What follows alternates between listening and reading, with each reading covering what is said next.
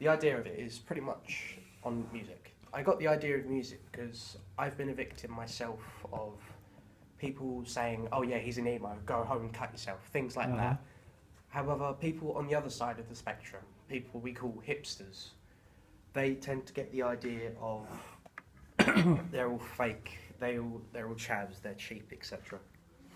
The setting will be in East London because it's kind of got the stigmatism for this kind of conflict. You've got all the chavs go around listening to rap. They always they're always wearing hoodies, grey tracksuits, etc. I tried to keep the cast age to something that will be realistic. So 16 to 21, for example, they could be the children, potentially even university students, and the adults and parents could be the ones seeing the slow effects happen upon the kids, if that makes sense. The ideal target audience is for 13 up. Ideally between 13 and, say, 15, because they're the ones that are getting into their personal music habits, what they like, what they don't like, and from there they start developing their opinions. Music, why did I choose it? Because, as it says, it simulates everything around us. We can have reggae, which was originally a cry out against war. We've got rock, which, in my opinion, tells a story, in a way. As I've already said, the personal experiences. And again, they can end up with some very severe prejudiced views, expecting people to do something because how they dress, how they walk, how they act, etc. I've already done East London because of high amount of conflicts and because of the chavs and the fakes. Well, so-called fakes. Sorry, what's a fake? Well, in my opinion, is someone that turns up orange from the amount of things such as spray tan, fake tan, makeup, etc. But they can be things as wearing clothes they can't afford to impress people they don't like, and sort of things like that, if you understand. I've got these two kinds of images as a basic point. These aren't the best examples. I know there could be better, but these are sort of a structure. We could end up with a quite posh school, as you can see in this top picture. It looks almost like it's been here since Victorians, or even like earlier. It could end up being a signature point of where people can get their prejudices, where they can get their opinions. But it can also, a place like that could hold God knows how many students.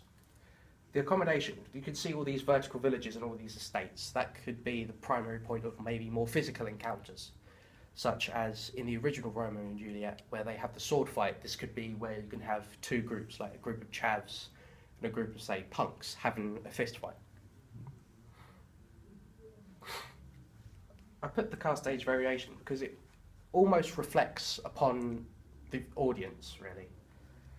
Because with the kids, they're going to see for example, the 16 to 21s almost being them in a way, because they're going through it now. They know what's happened. The cast can bring in their own experience if they have any. Once I can speak, and the adults can also see the side of the bullying. If adults see the side of the bullying, they can look for the signs in real life, which could actually be a help for both young and old ages. As I said, there's 13s plus are starting to get into their own choice of music. Once they get into their own choice of music, they're going to settle in, probably take up their own stance on it, but there's always still chances to change. It's mainly the part of, once they're there, they stay there kind of thing. This is almost a summary of what I've been trying to put across. You've got the hipsters versus the goths. In this picture it's punks, but do you see what I mean from the contrast? Well, they're not the same, right? Yeah. Mm-hmm. And that's that. But how does that relate to the original? The original is almost, well, here you can see the two types of families. You can have the Capulets and Montagues. Mm-hmm. For example, the Capulets can end up being like the family with a child who's goth, and the yeah, you know what I mean. But you can have both sides playing off against each other, whilst almost you can have the principal of the school being the prince represented in the performance. He's the one trying to keep order, trying to make sure everything goes smoothly. However, the two families, they're doing things outside, out of the public eye, that can end up having more disastrous consequences later on. Hmm. And towards the end of the film, I was sort of having this twist of, because it can get to the point, because this is still bullying, it could get to the point where one of them can end up thinking about taking up something very severe and detrimental to their health, such as self-harm, smoking, alcohol, drugs, things like that. So what does happen at the end of your play?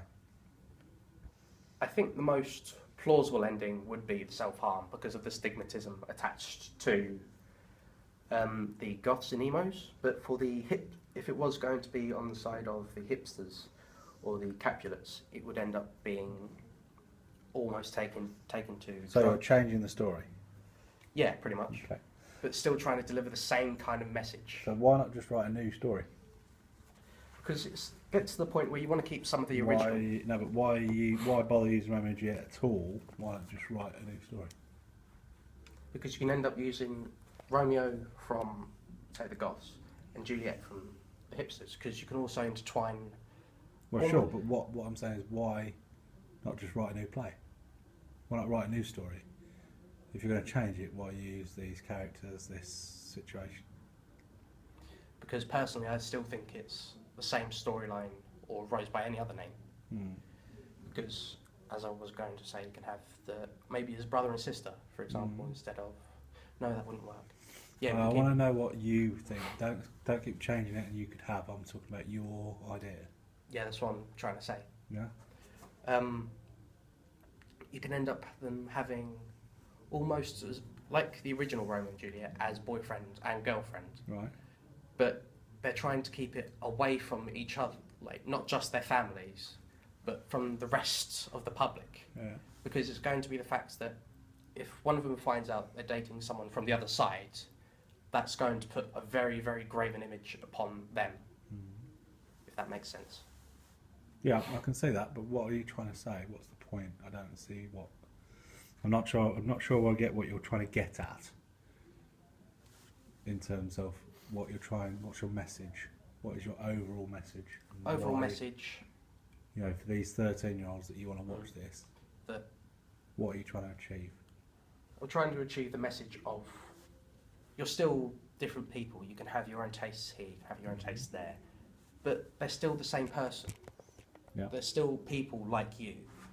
They still laugh, they cry, they have problems, they have good memories. Just because they wear something wear something different or listen to something different than you, doesn't mean they're automatically an alien or an outcast.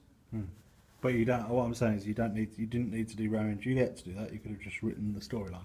What is it particularly about the play Romeo and Juliet that you think is relevant? What do you think it says or does that just doing a new story wouldn't? To be honest, getting the idea from the original Romeo and Juliet is the fact of going behind their back, really. Because in this day and age, you're going to have loads of people backstabbing each other. But it's the secret little things, such as, for example, in Shakespeare, he had Romeo and Juliet being in love. They wanted to get married, but there was always something holding them back. But they're deliberately going against everything that's been set to try and make themselves happy. Okay.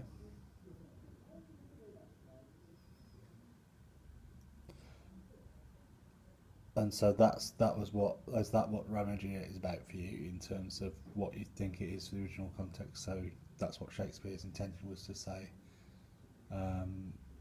Do what you want to do if it makes you happy. That's the personal one I get, yes. Okay. That's that. I'm just asking you where. Okay, that's what you feel Romeo and Juliet's about. In terms of that was Shakespeare's overriding message, is that what you think? Yeah, that's what it says to you. Okay. Right. Okay. All right. Thank you very much. I'll send the next person.